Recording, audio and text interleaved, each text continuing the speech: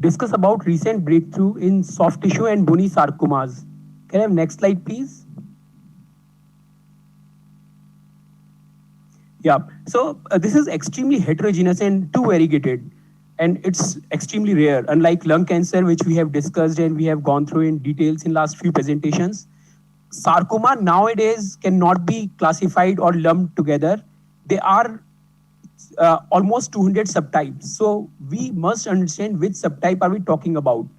So as we know that in some sarcomas, pazopanib, that is non-adipocytic, angiosarcoma has totally different lines, IMFT, ASPS, picomas, liposarcomas, chordomas, epithelioid sarcomas, and now immunotherapy. So I'll come to them one by one. Can I have my next slide, please? So the approved therapies now are pazopanib, trabectedin, histology-based therapies, eribulin, and immunotherapy. Next slide, please. So this is the 2016 figure, which shows that these were the three drugs which were approved. Pazopanib, which was actually targeting VEGFR receptor, trabectedin, which was actually binding to minor groove, eribulin, which was a mitotic spindle inhibitor. Next, please. So this is the registration trial for pazopanib. It was advanced sarcomas, non-adipocytic. It was compared against placebo. And next slide, please.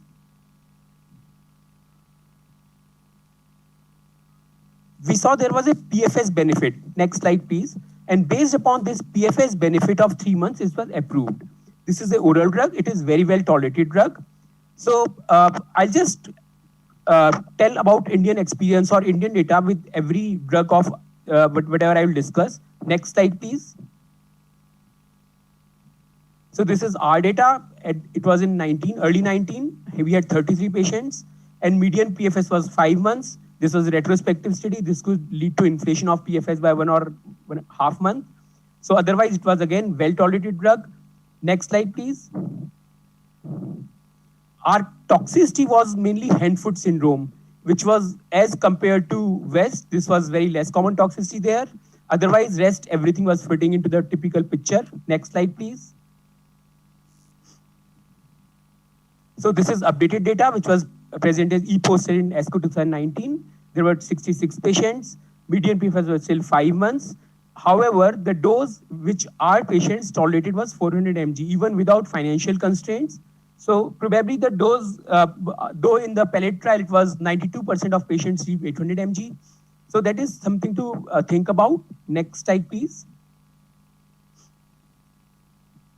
So another, next slide, please.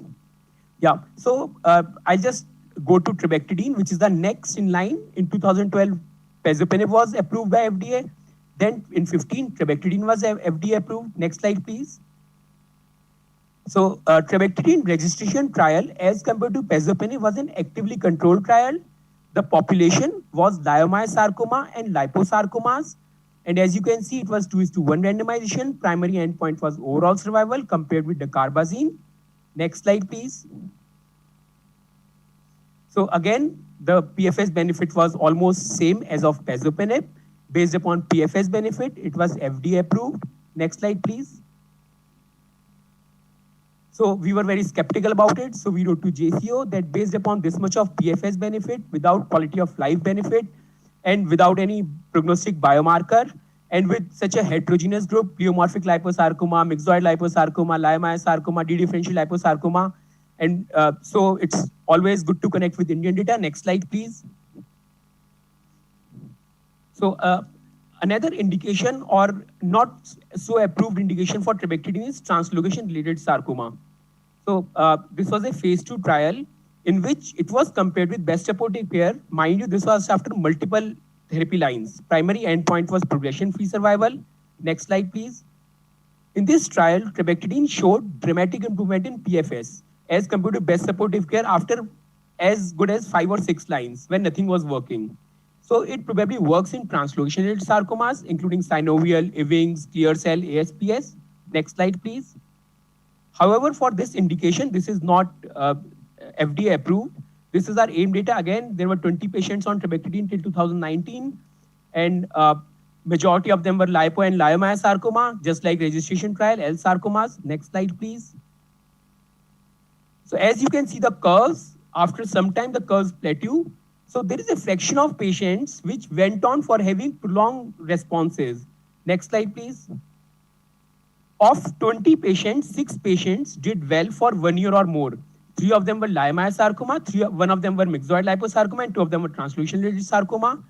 Next slide, please. And the toxicity were, again, they were well tolerated, though, and it corresponds to the registration trial. Next slide, please. And now this was a paper that was published by Dr. Shofsky that for trabectedin, we don't even require 24-hour admission, and we can give it via disposable elastomeric pump. Now in AIIMS, we are giving the disposable elastomeric pump. Next slide, please. So I'll just go through a case quickly. This was a patient of metastatic leiomyosarcoma, partial response on pazopanib, which we published. Next slide, please. On multiple lines of therapies. And this is baseline. This is after 3 months. This is after 17 cycles. So even after 17 cycles, the lesion will remain same. And it is a non-cumulative drug. Unlike alkylating agents or unlike anthracyclines, it is a non-cumulative. We have given as long as much as 25 or 30 cycles as well. Next cycle, please. This is also, as I told you, this is very, it provides good benefit in translocation-related sarcoma. But of those translocation-related sarcoma, this paper was published in BMC saying that it particularly acts well in extraskeletal myxoid chondrosarcoma and mesenchymal chondrosarcoma with PFS of 12 months versus 1 month. Next slide, please. So we had a patient of mesenchymal chondrosarcoma of this cohort. It was treated like Ewing sarcoma, had partial response, followed by progressive disease, was given lipodox, again progressive disease, was started on trabectedin-based protocol. Next slide, please. So this is the baseline lesion. This is the pre-trabectedin. This is after 1 year. After 1 year, the size of lung nodule was same. Even the primary lesion was same. However, it progressed rapidly after stopping, after that because patient progressed on trabectedin. And this is published report. So this was mesenchymal chondrosarcoma, which has translocations. Next slide, please. So probably pazopanib and trabectedin are done. Now we'll come to the vast majority of STS, in which histologies are so many. Next slide, please. As we know, propranolol is the upcoming in vascular tumors. Next slide, please. So this is a patient of infantile solid fibrous tumor, pre-propranolol based therapy, post-propranolol based therapy. Next slide, please. And as you can see, patient had excellent response and is now a survivor. Next slide, please.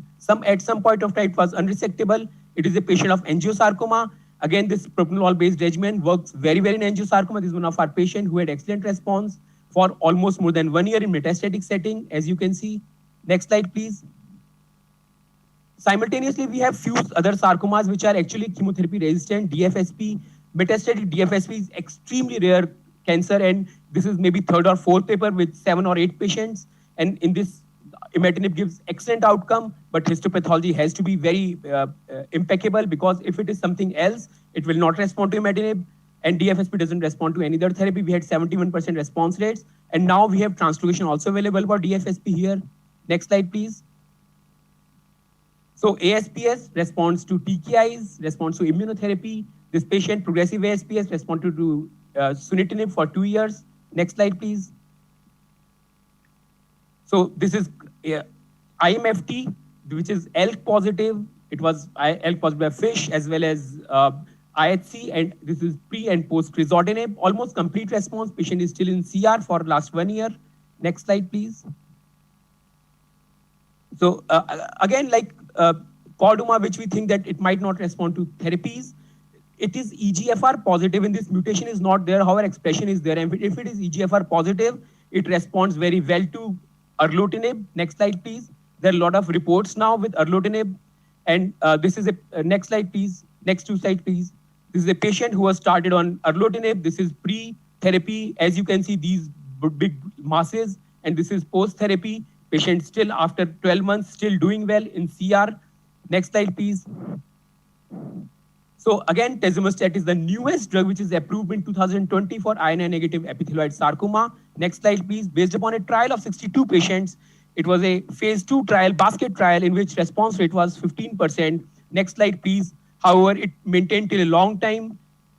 So next slide, please. We have currently 2 patients on tazemetostat. Next slide, please. So next slide, please. Next slide, please. So the dose is 800 mg BD. It's an oral drug with quite good tolerable profile. Next slide, please.